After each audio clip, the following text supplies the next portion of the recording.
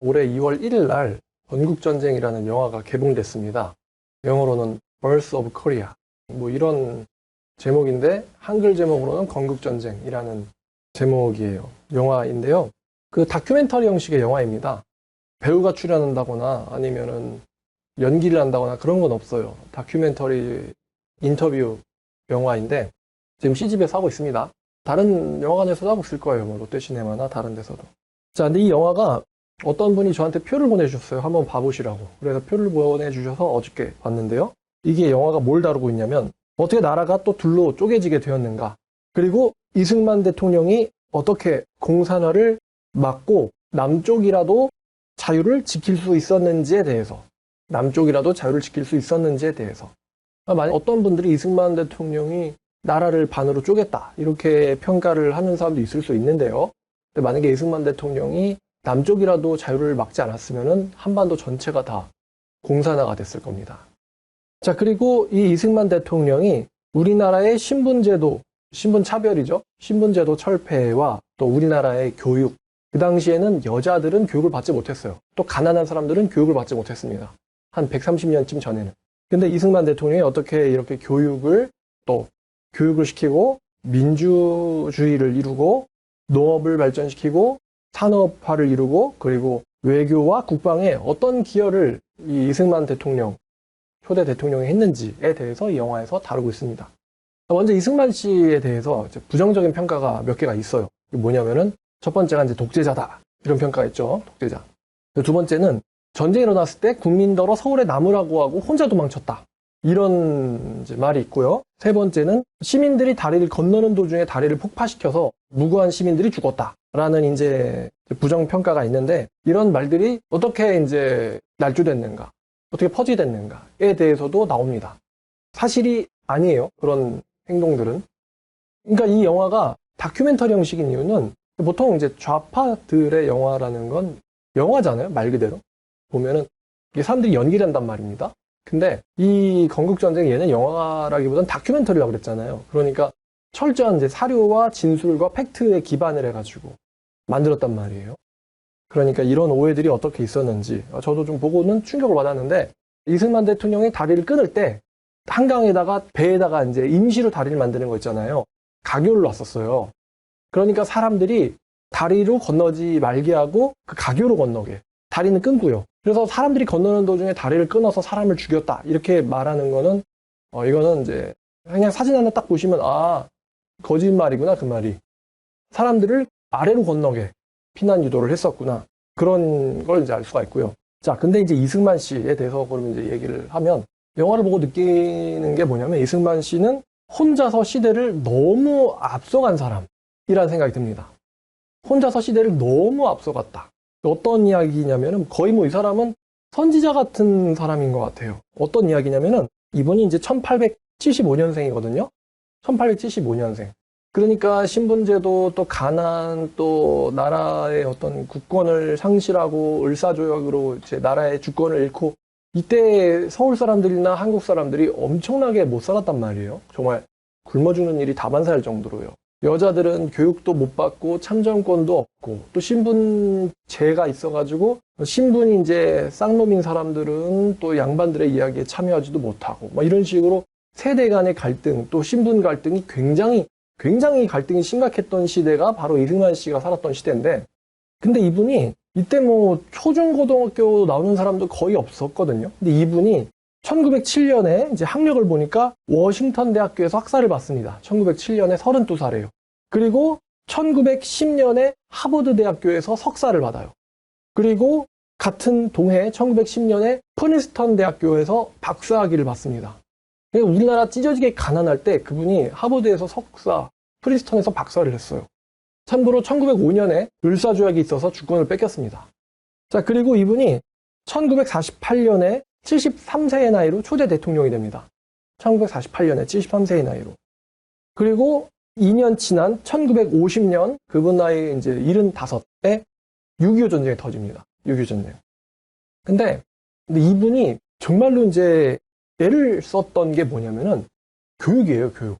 그러니까 이분이 이제 아마도 미국의 영향을 많이 받으신 것 같은데 우리나라는 굉장히 찢어지게 가난해서 차별이 있고 억압이 있고 여자는 인간으로 치지도 않고 못 살고 근대화에도 실패해서 일제에다 지배받고 침략당하는데 이분이 미국에서 이렇게 살아보니까 미국이 엄청나게 발달을 한 거예요. 차도 돌아다니고 백화점도 있고 또 신분 차별도 없고 여자들 아이들은 자유롭고 굉장히 번영하고 굉장히 강력하게 나라를 일구고 사는 걸 보면서 미국이 왜 이렇게 강력하게 됐을까를 고민하시다가 이분이 야, 교육을 잘 받아서 이렇게 됐구나. 그러니까 나라가 이제 자본주의 경제를 이루려면은 이게 민주주의가 기반돼야 된단 말이에요. 열심히 일을 하려는 동기를 줘야 되죠. 근데 민주주의, 그러니까 자유가 보장이 돼야 되는데 이 민주주의를 하려면은 이 민주주의는 성숙한 국민들을 필요로 합니다. 교육도 정치도 아무것도 모르는 사람을 투표하라 그러면은 뭘 알고 찍겠어요? 모르고 찍지? 그래서 이분이 나라가 잘 살려면은 자본이 돌아야 되고 자본주의가 들어오려면은 민주주의가 먼저 있어야 되고 민주주의가 돌아가려면은 사람들이 똑똑해야 된다. 그래서 이분이 그때 정말 애를 썼던 부분이 바로 교육이에요. 어느 정도로 애를 썼냐면은 이분이 막 가난한 사람들, 고아들, 전쟁 고아들 그리고 심지어 이분이 우리나라 6.25 전쟁 때조차도요. 애들 교육시키는 거를 포기하지 않았어요. 피난하면서도 애들에겐 철저하게 교육을 시킬 것을 부탁을 했고 또 되게 놀라운 부분이 이분이 그 대학생들만큼은 전쟁에서 지켜야 된다라고 해서 대학생 소집을 안 했습니다. 대학생만큼은 지켜야 된다. 얘네들이 전후에 나라를 세울 기둥이 된다. 그러니까 이분은 배운 사람들을 많이 늘려서 대한민국을 똑똑하게 만들게 하고 싶어 했어요. 근데 이 당시에 이제 미국이 어떤 6.25 전쟁이 일어났을 때 어떤 분위기였냐면 미국이라는 나라가 우리나라의 가치를 전혀 두질 않았습니다. 그 당시에. 미국은 그 당시에는 이제 일본이라고 하는 보험이 있었어요. 일본이라고 하는 보험이 있었기 때문에 굳이 우리가 한국도 도와줘야 되나 이런 분위기였어요. 미국은. 또 그 당시에 미군 철수를 외치는 사람들이 있었습니다. 1948년쯤에. 미군이 실제로 철수를 했고 철수하고 바로 그 다음 해에 남침을 한 거예요. 북한에서. 근데 북한은 소련이 완전히 처음부터 계획적으로 이 김일성을 앞세워서 이 소련은 동아시아를 공산화시키려는 계획을 갖고 있었거든요. 김일성을 완전히 뒤에서 전적으로 지원해 준 거예요. 그래서 김일성은 소련제 탱크도 갖고 근데 우리나라는 어떤 지원이 없다 보니까 북한이 쳐들어오면은 남한은 바로 침략당한다, 바로 무너진다라는 것을 이승만 대통령이 알고 있었어요. 근데 그 당시에도 미군 철수를 외치는 사람들이 있었고 미국 내에서도 굳이 한국을 지켜줘야 되나? 그리고 설마 쳐들어오게 하겠어? 그러면서 미군을 철수시켰습니다. 그런데 이제 6.25가 터진 거죠. 근데 이때 미국을 전쟁에다가 이제 외교라는 게 쉽게 말하면 말을 잘하는 거예요. 외교로 미국을 전쟁에 끌어들인 사람이 바로 이승만 대통령이에요.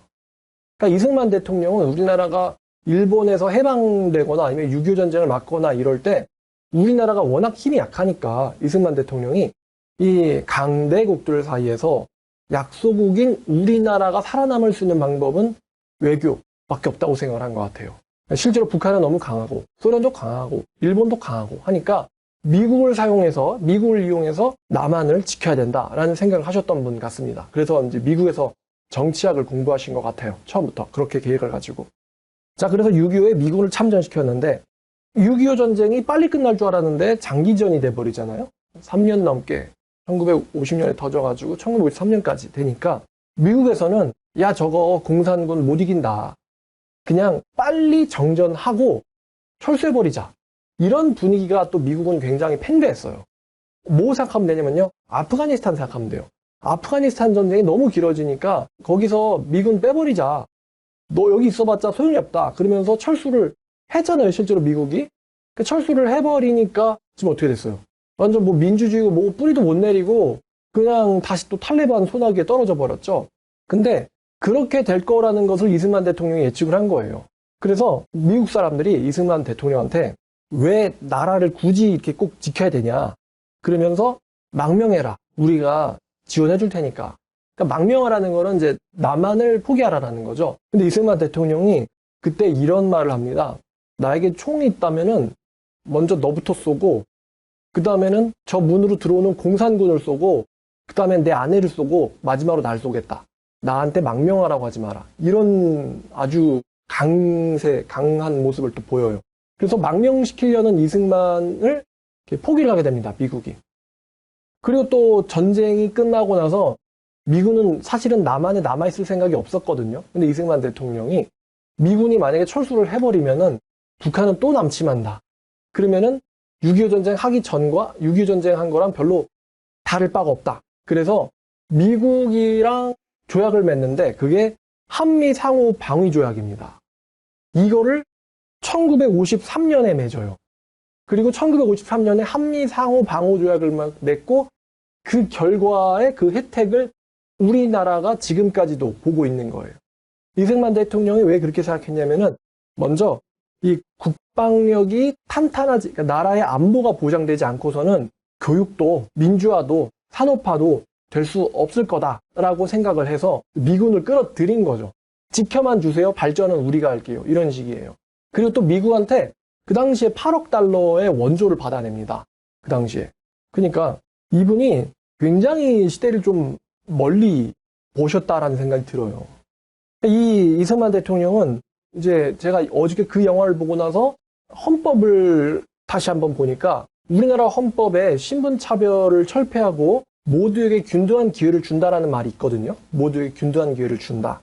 그래서 한민족의 행복을 추구한다. 이런 내용들이 나오는데 이분이 생각하는 신분차별이 없고 모두가 행복하고 모두가 잘 사는 나라.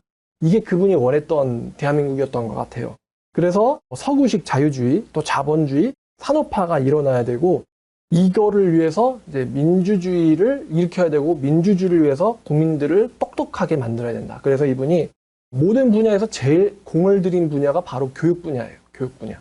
그래서 당시에 뭐 문맹률이 막 90%였다고 했는데 이거를 20%, 10%까지 낮춘 사람이 바로 이승만 대통령입니다. 여자들을 교육시키면 뭐하냐. 이때 여자들을 교육시키자고 했던 사람이 이승만 대통령이고 여자들한테 투표권을 주자는 게 무슨 말이냐 했는데 여자들한테도 투표권을 주신 분이 바로 이승만 대통령이에요. 자, 그리고 또 충격적인 거는 이분이 1959년에 그 당시 국민 총소득이 이렇게 국민 그 1인당 소득이 60달러였어요. 그러니까 1년 내내 6만 원으로 사는 정말 1년 내내 6만 원이면은 한 달에 막 5천 원으로 사는 거죠. 그렇게 찢어지게 가난할 때 국비를 들여가지고 우리나라의 과학자들을 원자력 연구소에 유학을 보냈어요. 지금 유학 보내면 1959년에 지금 유학 보내면은 언제 우리가 이 원자력 발전의 혜택을 볼까 그랬더니 20년쯤 뒤에 실제로 1979년 20년 뒤에 그때 우리나라 최초의 원자력 발전소 고리 1호기가 이렇게 건설됩니다. 자, 뭐 자세한 내용들은 여러분들이 영화를 한번 보세요. 저는 보면서 막 가슴이 웅장해지고 눈물이 막 왈칵왈칵 쏟아 나오는 걸 참으면서 영화를 봤거든요. 와, 정말 대단하신 분이고 우리나라가 엄청나게 정말 발전했구나. 우리나라가 정말 죽을 뻔하고 멸망할 뻔했는데 우리나라가 이렇게 엄청나게 발전했구나. 어떻게 그때의 이 비진리와 사이비와 이 악한 공산 세력으로부터 또 일제 침략으로부터 나라를 지켜낼 수 있었는가 이런 거를 여러분들이 볼 수 있어요. 영화를 보면서. 그래서 제가 보기엔 이런 영화는 꼭 영화관 가서 봐주는 게 좋을 것 같다. 이승만 씨에 대해서 긍정평가를 하든 부정평가를 내리든 일단은 자유주의와 자본주의와 민주주의가 좋다면 그거를 세운 사람은 어떤 사람일까? 어떻게 그걸 지켰을까? 라는 거를 한번 볼 필요가 있어요. 그 당시에 뭐 무슨 민주주의? 그러면 막 그 반역이다 이러면서 반역자로 감옥 가두는 시대예요. 어떻게 신분제를 철폐하자고 할 수 있느냐? 이런 시대예요. 그 당시에가. 그 당시에 이런 현대의 대한민국을 꿈꾼 분이 이승만 대통령입니다. 그래서 그분이 1948년에 헌법을 이제 국회를 만들어서 헌법을 세우시는데 그 헌법들의 내용을 보면은 우리가 그 헌법에 거의 손을 안 댔어요. 그대로 지금 쓰고 있습니다. 어떻게 저런 생각을 70년도 전에 할 수 있었을까? 근데 그 생각을 1948년에 그 법을 세웠다는 거는 훨씬 그 이전에 우리나라 헌법에 대해서 구상하고 있었다는 거 아니겠어요? 엄청난 통찰력 가진 사람이에요. 또 이 사람의 통찰력이 놀라운 부분이 일본이 진주만 공습하기 전에 재팬 인사이드 아웃이라는 책을 씁니다. 근데 그 책에 보면은 일본이 얼마나 사람들이 야욕적이고 그런지 일본이 미국을 공격할 거라는 내용이 들어있었어요. 근데 일본이 미국을 공격할 거라는 거에 대해서 뭐 괌을 공격하고 뭐 이런 내용들이 막 나와 있는데 당연히 미국 사람들은 비웃었죠. 그 당시에 미국은 2차 세계대전에 바로 발을 들이고 싶지 않았어요. 그러니까 이승만 대통령이 평화주의자는 사실은 간첩이다. 이런 말을 합니다. 평화를 외치는 사람은 사실은 간첩이다. 근데 실제로 이승만 씨가 이 책을 쓰고 나서 몇 달 뒤에 일본이 진주만 공습을 하고 그래서 이제 미국이 참전하게 되죠. 그래서 이제 그 재팬 인사이드 아웃이라는 책이 다시 한번 조망을 받았다라고 합니다. 자, 제가 이제 영화의 내용을 여러분들한테 설명을 이제 아주 일부를 해드렸으니까 여러분들은 가서 한번 보시길 바라고요. 근데 제가 그 영화를 보면서 들었던 궁금증이 사실은 이제 두 가지가 있어요. 이승만 대통령이 마지막에는 이제 독재자, 이제 4.19 혁명 때문에 하야를 하거든요. 하야한다는 건 대통령에서 내려온다, 스스로 내려온다는 건데, 이제 영화를 또 보면은 왜 독재자라는 오명을 또 쓰게 됐는가에 대해서도 나옵니다. 실제로 독재를 하려고 하신 건 아닌 것 같고요. 근데 이승만 대통령 입장에서는 내가 일제로부터도 미국을 개입시키고 또 6.25 때도 미국을 개입시키고 이승만 대통령 입장에서는 대한민국은 내 거라고 생각하실 법도 하거든요. 난 왕이야 라고 생각하실 법도 한데 이분이 사실 추구했던 건 왕정이 아니라 민주정이었잖아요. 그러니까 자기가 교육시킨 사람들에 의해서 또 시위도 당하고 대통령직도 나오고 그래서 너 대통령에서 쫓겨나서 기분이 어때라고 물어보니까 이승만 대통령이 이렇게 말을 해요. 부정을 보고 들고 일어나는 젊은 청년들이 있기 때문에 우리나라의 미래는 밝다. 나는 지금 죽어도 여한이 없다. 이런 말을 합니다. 그리고 가난하게 사시다가 하와이에서 돌아가셨거든요. 그 이승만 대통령은 과연 이제 이 현재의 대한민국을 어떻게 보고 계실까? 제 생각에 청구하셨을 것 같아요, 그분이. 지금의 대한민국은 과연 이승만 대통령이 원하는 그 모습일까? 이런 질문이 영화를 보고 마음속에 남습니다. 지금의 대한민국이 과연 이승만 대통령이 꿈꾸던 모습일까? 자, 그리고 제게 들었던 개인적인 질문이 이것입니다. 이승만 대통령이 나라를 포기하지 않았던 열정, 정말 애국심만큼은 진짜라고 합니다. 나라를 포기하지 않았던 그 열정의 원동력이 무엇일까? 보니까 이분이 85세까지 대통령을 하세요. 85세까지. 그때까지도 나라를 걱정하시고 스스로 하야하시고 그러셨는데 아니 내가 지켜준 나라인데 내가 도망갔으면 너넨 벌써 공산화 됐는데 근데 끝까지 대한민국을 포기하지 않고 한미 상호 방호 조약이라든가 한국의 미래를 위해서 후손들을 위해서 막 이것저것 이렇게 마련해 놓으시는 그런 이분의 열정이 뭘까? 이게 전 개인적으로 많이 궁금했습니다. 아마 저라면은 포기할 법도 하거든요. 근데 이분은 절대 포기하지 않았어요. 아마 다른 동아시아의 독재자들처럼 부를 몰래 추구하고 착취하는 게 목적이었다라고 하면은 망명하셨을 것 같아요. 마치 오늘날의 그 이제 우크라이나 대통령을 보는 느낌인데 이분의 열정이 어디서 나왔을까? 게다가 이분이 또 굉장히 신앙인입니다. 교회도 세우시고 한인 기독교를 굉장히 또 많이 도와주셨고 기독교를 많이 이제 밀어주셨던 분인데 이분의 일대 취임사를 보면 하나님이라는 단어가 2번 나옵니다. 하나님에 의해서 내가 목숨을 구해받고 또 하나님의 사명을 감당하기 위해서 이런 말을 취임사에서 하세요. 이승만 대통령이 뭐 미국에서 박사다. 그러니까 얼마든지 사실 나라 포기하고 미국에서 편하게 사실 수도 있었던 분인데 절대 포기하지 않았거든요. 이분이 그렇게 포기하지 않았던 85세까지 포기하지 않았던 원동력이 뭘까? 전 이게 좀 궁금하더라고요. 이분의 궁금증. 자, 이승만 대통령이 죽기 전에 서거하시기 전에 드린 기도문이 있습니다. 거의 유언도 있고 기도문도 있는데 유언은 보니까 이제 우리 한민족에게 다시는 종의 멍에를 매지 말라는 게 유언이에요. 종의 멍에를 매지 마세요. 이게 한민족에게 준 유언이고 돌아가시기 전에 드린 기도가 있는데 이렇게 기도하셨어요. 이렇게 기도하시고 돌아가셨어요.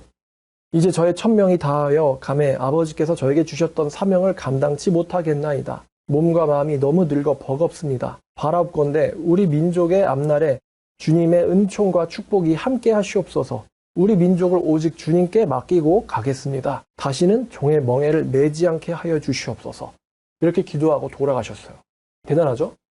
그러니까 거의 모세 같은 분인 것 같아요. 모세. 백성들한테 쿠데타도 당하고. 근데 마지막까지 백성들한테 종의 멍에를 매지 말라. 매지 않게 해달라. 한민족을 주님께 맡기고 간다. 이렇게 기도하시고 돌아가셨습니다. 정말 마지막까지 죽는 순간까지도 나라를 사랑하셨던 분임은 틀림없어요. 근데 그럼 이승만 대통령에 대해서 부정평가가 왜 생겼을까 하냐면은 사실 이승만 대통령이 계심으로 인해서 북한이 남한에 공산화를 못 시킨 거거든요. 사실은 북한의 목적이 남한을 공산화시키는 거죠. 근데 그거를 외교적으로도 또 군사적으로도 막은 분이 이승만 대통령이기 때문에 북한 입장에선 이승만 대통령 때문에 자기들의 계획이 망한 거예요. 그래서 엄청 싫어하죠. 북한에서는. 뭐 친일파다, 뭐 살인자다, 뭐 엄청 막 욕을 하는데 과연 누가 더 친일파인지 김일성과 이승만 중에 또 누가 더 살인자인지 김일성과 이승만 중에 한번 뭐 여러분들이 이건 좀 알아보세요. 과연 북한이 우리나라 대통령한테 살인자라고 말할 수가 있는가? 그리고 그 당시에 우리나라에 간첩도 많았고 또 그 당시에는 또 공산주의가 맞는지 자본주의, 민주주의가 맞는지를 사람들이 잘 몰랐어요. 왜냐면 그 당시에 북한이 더 잘 살았으니까. 근데 지금은 뭐 극명하죠. 공산주의와 민주주의 중에 뭐가 더 잘났는지는 지금 극명한데 그 당시에는 국민들이 좀 혼란해하고 있었습니다. 그래서 공산주의에 가담하는 사람들이 남한 국민들 중에 꽤 많았어요. 꽤. 제가 이제 두 번째로 갖게 된 이 질문이 뭐냐면 첫 번째가 열정의 근본이 뭘까? 이게 제가 좀 궁금한 거고요. 그분한테 개인적으로. 두 번째는 과연 지금 한국의 민주주의가 잘 작동하고 있으며 지금의 한국인은 지성적인가? 라는 질문입니다. 이승만 대통령이 꿈꿨던 거잖아요. 지적인 국민에 의해서 민주주의와 자본주의가 잘 돌아가는 거. 이게 이승만 대통령이 꿈꿨던 건데 과연 지금 남한은 민주주의가 잘 돌아가고 있는지. 민주주의는 하죠, 투표는. 근데 과연 국민이라 하면 10대, 20대 다 포함하는 거예요. 과연 얘네들이 지성적이고 민주주의를 잘 누리고 있는지. 국민이라 하면 이제 나이 드신 분들도 포함합니다. 과연 이제 민주주의가 잘 지성적으로 돌아가고 있는가? 젊은 세대, 또 청년 세대, 또 노인 세대, 지성적으로 잘 우리나라가 돌아가고 있는가? 여기에 대해서 좀 저는 이제 궁금증이 들어요. 그리고 만약에 아니라고 한다면 문제가 어디에 있을까? 아니라고 한다면. 자, 오늘 메시지는 여기까지입니다. 우리나라의 정치와 역사와 교육, 기술, 산업, 경제, 문화에 있어서 5,000년의 역사 동안 가장 큰 변화를 가져오신 분이 이승만 대통령입니다. 우리나라에 가장 큰 변화를 가져온 사람이 이승만 대통령이에요. 그동안 태조 왕건, 또 이성계 이런 나라를 바꾼 분들이 있잖아요. 건국하신 분들이 계신데 우리 국민들에게 가장 큰 변화를 가져다 주신 분이 바로 이승만 대통령이에요. 5,000년 역사 동안에요. 좋든 싫든. 아마 여러분들이 지금 살고 있는 이 문화 혹은 자유 또 소비 이런 것들에 대해서 행복을 느끼시고 또 기쁨을 느끼신다면은 한번 영화를 한번 봐보세요. 누가 이 시스템을 설계를 하고 그 사람은 어떤 사람이었는가. 자, 오늘 메시지 여기까지입니다.